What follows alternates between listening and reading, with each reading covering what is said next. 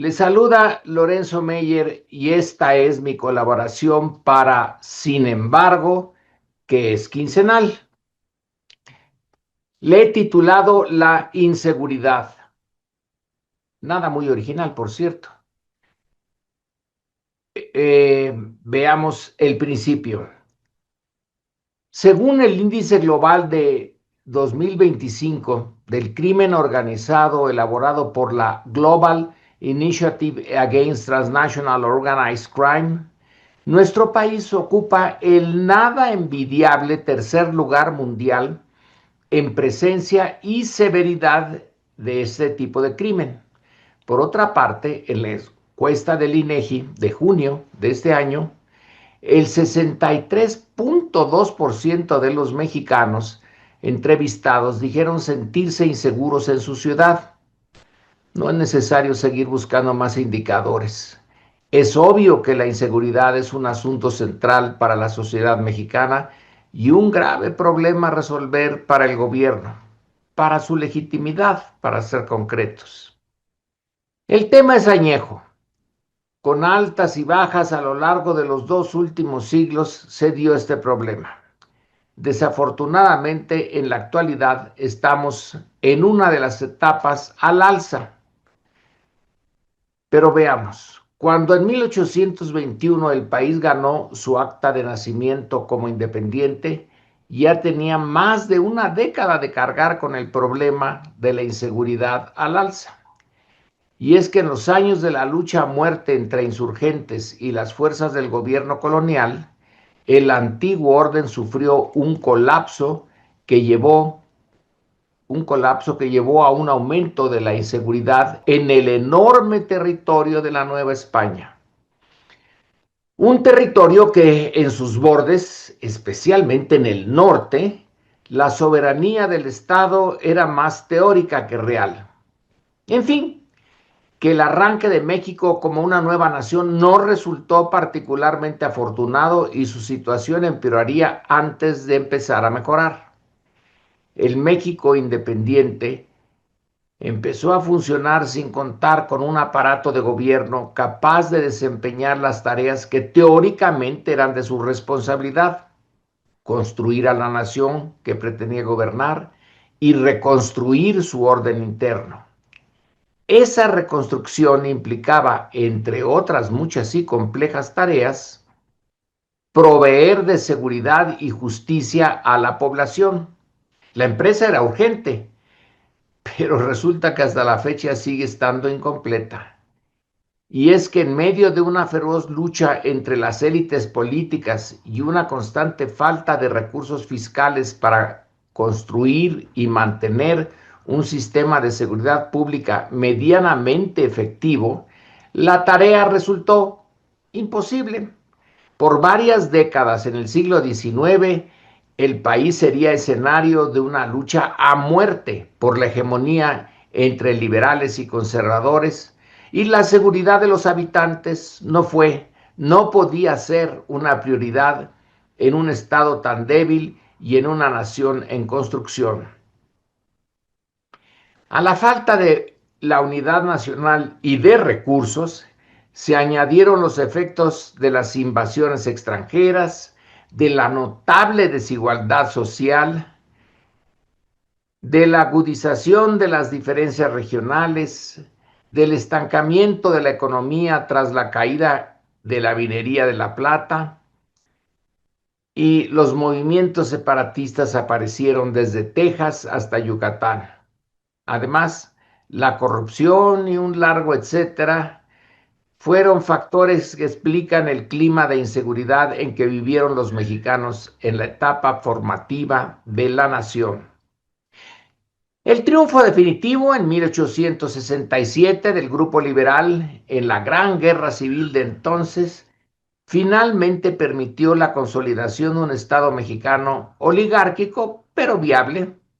Fue entonces que la dictadura liberal de Porfirio Díaz se propuso, y en buena medida logró, reactivar la economía y generar un ambiente de relativa seguridad en los caminos, pueblos y ciudades. La Revolución Mexicana, que puso fin a la Pax Porfírica en 1910 y que por un par de décadas más hizo que la inseguridad fuera nuevamente parte de la vida mexicana. Pero poco a poco un nuevo régimen impuso el orden y dio forma a una Pax Priista, también autoritaria e imperfecta, pero ya no centrada en la persona de un líder y que contrastó positivamente con la violencia e inseguridad que había caracterizado al país en revolución. Las crisis económicas y políticas que se iniciaron a partir de la brutal represión del movimiento estudiantil y democrático de 1968 coincidieron con el surgimiento al norte de nuestra frontera de una demanda creciente de drogas declaradas ilícitas.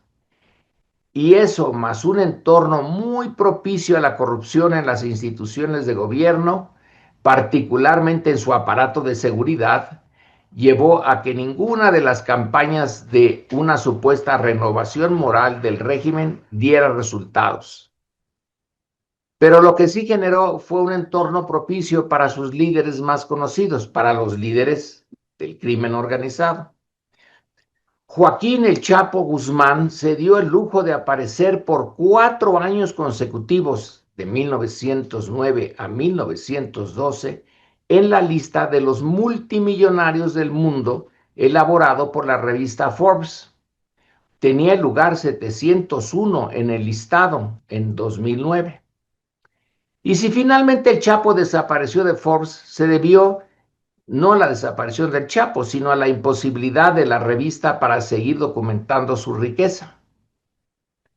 Si en las etapas iniciales del México independiente la inseguridad fue propiciada por invasiones y guerras civiles, la criminalidad organizada prosperó en la era del México priista. Ahí el crimen organizado actual surgió y prosperó dentro de un sistema notable por su estabilidad política.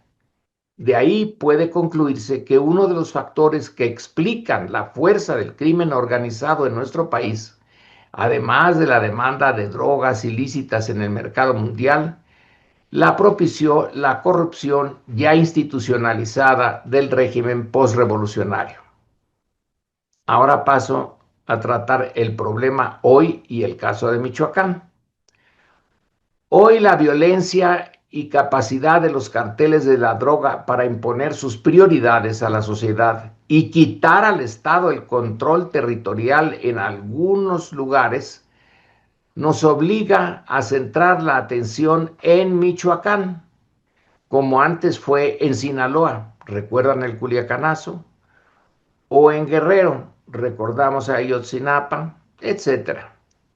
La novela decimonónica de Luis G. Inclán, Astucia, que apareció publicada en dos partes, en 1865 y 1866, tiene como centro a un joven ranchero de la clase media rural michoacana, Lorenzo Cabello, que en la primera mitad del siglo XIX se dedica primero a contrabandear aguardiente y luego, en unión de otra media docena de su propia clase social, organiza un eficiente sistema de contrabando de tabaco. Inclán pone énfasis en el gran aparato de apoyo que organizaron los llamados charros contrabandistas, aparato que se asentó entre la población rural y con la que compartieron beneficios. Los contrabandistas no solo comparten algo de sus ganancias con la sociedad local, sino que observan además una conducta personal impecable. Por eso los llamados también hermanos de la hoja tienen siempre de su lado lo que faltaba a los numerosos gobiernos de la época, el respaldo popular y un respaldo muy activo. Hoy la situación de hace siglo y medio en Michoacán pareciera repetirse, pero con unas diferencias fundamentales. Hoy la estabilidad política del régimen actual es un hecho, respaldado por elecciones nacionales, en 2018 y 2024.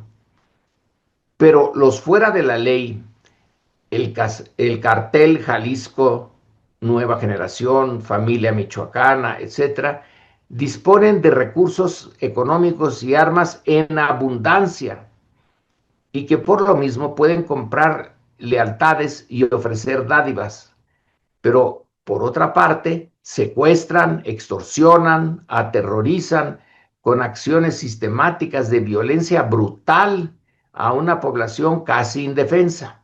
No se parecen en nada a los contrabandistas de Inclán.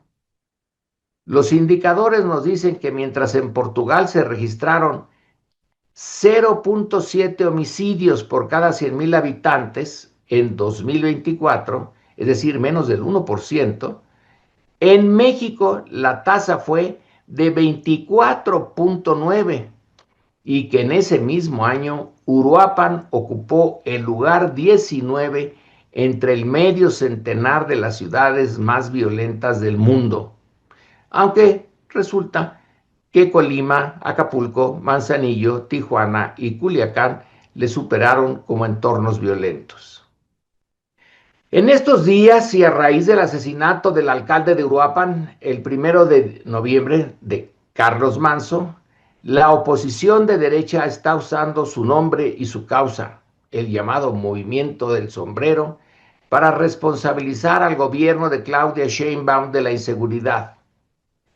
Para una apreciación más completa, del fenómeno de Carlos Manso, conviene consultar el reportaje de Pedro Anza, que entrevistó al alcalde poco antes de ser asesinado y le acompañó en uno de sus operativos de seguridad nocturnos por la ciudad de Uruapan. Manso dijo entonces reconocer que para matar la raíz del mal del crimen organizado se requerían políticas de largo plazo para eliminar la pobreza y transformar el sistema educativo y todas las otras medidas que tiene la 4T. Pero la seguridad de la gente de Uruapan en el aquí y ahora requería también de acciones inmediatas contra las células delictivas que operaban cotidianamente en la ciudad. Ahora bien, el enfrentamiento de un alcalde en un entorno ya dominado de tiempo atrás por el cartel Jalisco Nueva Generación o la familia michoacana u otras organizaciones semejantes, fue una lucha muy desigual y terminó naturalmente en tragedia. Una vez más, es claro que se requiere que todo el poder del Estado se aplique a nivel nacional para proteger a los habitantes de a pie contra la criminalidad organizada y contra sus redes internacionales de lavado de dinero, en tanto que maduran las medidas de largo plazo, unas medidas que impidan seguir nutriendo a las profundas raíces históricas del crimen organizado. La oposición ha explotado sistemáticamente las fallas y las diferencias entre las políticas contra el crimen de corto plazo y de largo plazo.